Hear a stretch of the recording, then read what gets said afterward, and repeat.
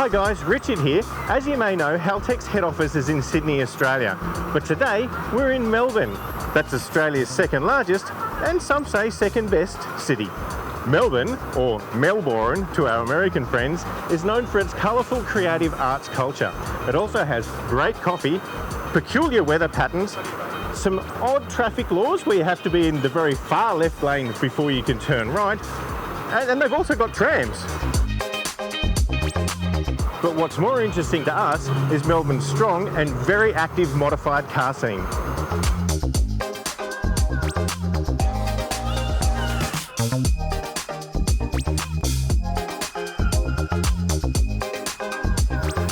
Melbourne is known as the ancestral home of Ford Australia. In fact, it's just 1 hour down that way where in Geelong, Ford made the mighty Barra engine that we've heard so much about recently. But as exciting as that all is, that's not what we're here for. We're here for the annual MotorEx Car Festival.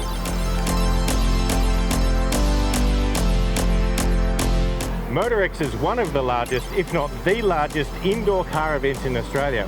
In fact, this year it's so large, they had to move half of it outdoors. MotorEx originally started in Sydney, but now it alternates between Sydney and Melbourne. So this year, we're right here in Melbourne Showgrounds. And there's so much cool stuff to see here, from Aussie and American muscle to Euro and JDM.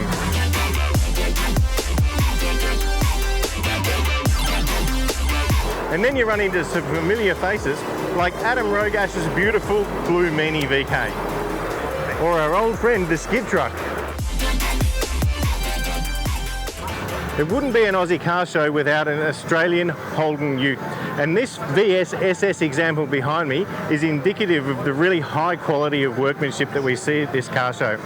It looks old school, but it actually runs a thoroughly modern EFI with a Haltech ECU and a Haltech dash. It's a beautiful vehicle. MotorEx is full of contradictions, like this car. Its name's subtle, but there's nothing subtle about it at all. It has a 509 cubic inch Chevy engine, which makes about 2,200 horsepower. That's a lot. This car has eye-popping candy red paint, an absolutely massive Vortex supercharger, and a Haltech Elite 2500 running the whole lot.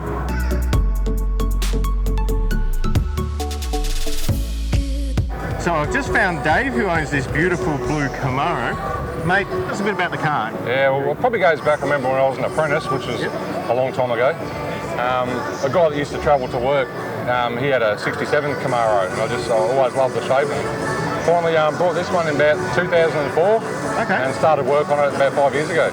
Yeah, I've always liked the look of the 8-stack injection, and a friend of mine, Jock, he's got a Haltech Elite 2500 on his VSU, and I was talking to the engine builder about it, and he's a Haltech agent, Powerhouse Engines, and yeah, it seemed like a no-brainer going down that road.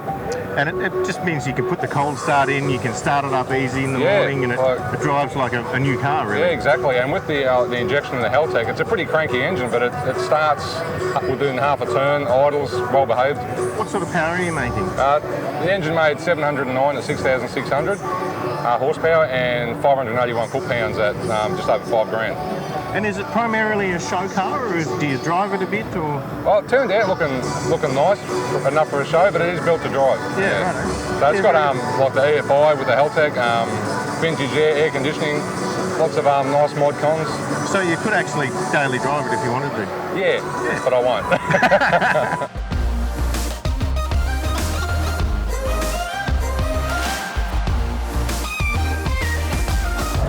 Not every car here at MotorEx is a brand new build. Some have been around for a very long time, like my mate Chubby's VB Commodore here, man. Dude, how long have you had this car? 23 years. 23 years? Yeah. It was your first car? My first car. Amazing. Now this is, people who have been around the Australian car scene that know this car for a long time, because you are a Summonance judge yourself. Yep. And what are you doing to it now? You've cut it all up. No, I cut it all up. Just want to take it to the next level. Try to raise the bar again with innovation within the Commodore scene and do something totally different that hasn't been done before. Do you want to tell us a bit about what you're doing? So it's got a really trick rear end in it. It's got a Cougar components 9-inch IRS rear end in it. Yeah, it's straight from the States, full brakes. Inboard brakes, everything. yeah. Independent rear. Independent rear. That's not standard on a VB Commodore. No, not at all. Up the front, you always loved the old Holden V8s. Yep. Still staying a Holden V8? Holden V8 all the Of course way. you are. Yeah. And engine management, going to go with the Haltech again? Of course. Ran it in the car before, went on the road, drove across the country and back, never missed a beat. Awesome. Can't wait to get the new Haltech Elite Series into it. Mate, we can't wait to see the car finish. Thanks for having a chat. No, thanks, Richard. Cheers, All the mate. best, mate. Haltech has a stand here at MotorEx, as we do every year, but this year it's special because we're releasing our new Ford Falcon Barra plug-in ECU. We're really excited about this product. In fact, we've actually got one here on a car. So this is Sammy, owner of this F6 Typhoon. Thank you, Mate, Richard. thanks for loaning us the car for the No weekend. problem at all. Pleasure. So you're one of the first people in the world to have used this ECU. Yep. How's the car to drive with it on? It's great, mate. It's just like factory in terms of everyday driving, all the functions of the car. So it starts up, all of your CAN functions Yep. work, your dash. Yep, everything works spot on. Awesome. And tuning wise, Yep. so it does all of the stuff that the factory ECU does, Yep. but the advantage is that you can tune it like a Haltech. Exactly. So you've had it on the two-step, I believe, I have. and is it fun? I can tell you, it's fun. It deafens a few people. Yeah, good. And what sort of it's very power have you fun. made out of this one? 711 kilowatt at the wheels. Yeah, right. So it's not a small amount of power. No, a lot of Yeah, power. Pretty modest tune at this stage. Still got 3.5-inch exhaust on it. Yeah, cool.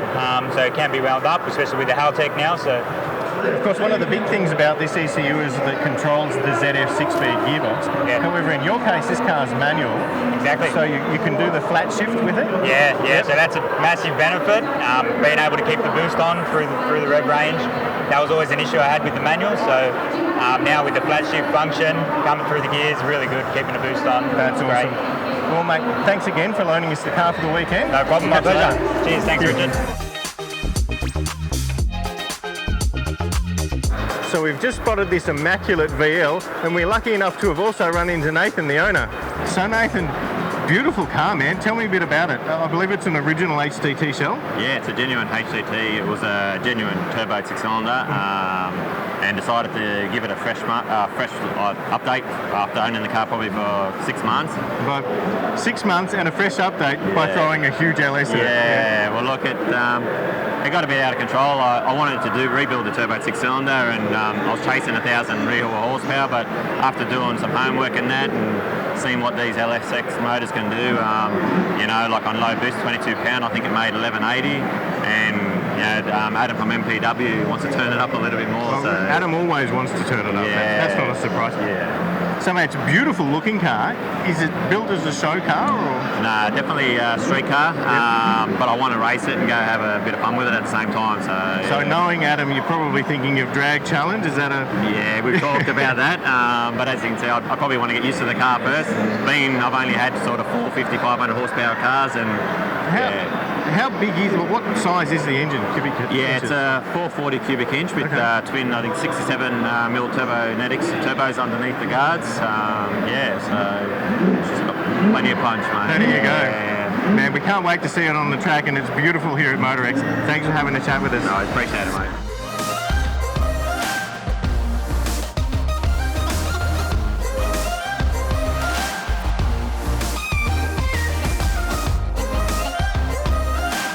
And just to prove that MotorEx isn't all Holden Commodores, we've come here to the Maguire's Superstars Pavilion. This is where we can find all of Australia's most top elite show cars.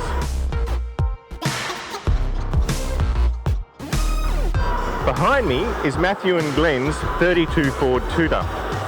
It's had a thorough hot rod treatment, and as such has a Chevy engine. It's a 400 cubic inch small block, and it makes 610 horsepower, which is a fair bit more than it came with in 1932. What's different about it is that it runs electronic fuel injection. In fact, it's got a Haltech Elite 1000 doing the engine management. But that's not the only Haltech powered car here in the Superstars Pavilion. This is Proper. Proper's a 1974 SLR Tirana with a supercharged LS1 and of course a Haltech Elite ECU. Just like all of the other cars in this pavilion, Proper's been done with no expense spared. The paint, the trim, the attention to detail, it's all breathtaking. Of course, even the Superstars Pavilion can't escape the Holden Commodore. This one's called Stinky. I don't know why, because it smells okay to me. What I do know is that it has a 1,000 horsepower, 427 cubic inch LS3, a Haltech IQ3 dash, and next to that, a dash mounted shifter, along with the bench seat, because this was originally meant to be a wedding car.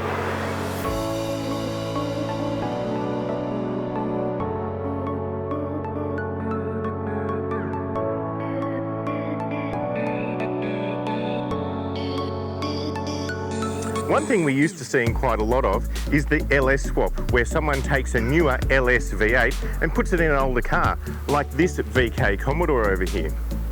Something we don't see quite so much of though, is someone taking a newer car and putting an older style Chevy small block in, like this Monaro. However, that made over 1,200 horsepower and has done an 8-second quarter. So who are we to argue? Both these cars are running a Haltech Elite 2500.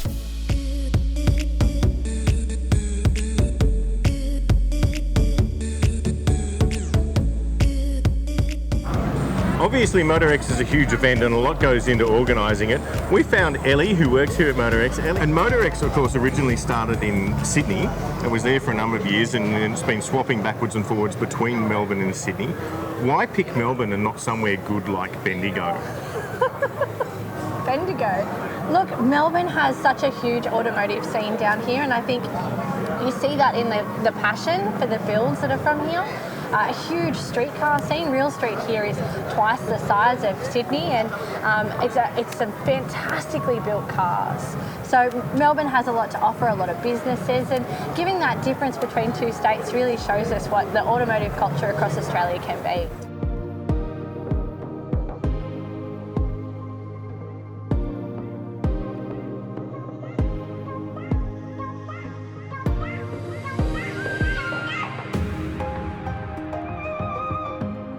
Well guys, that's MotorEx for 2018, which has been a huge weekend here in Melbourne, Australia's second best city.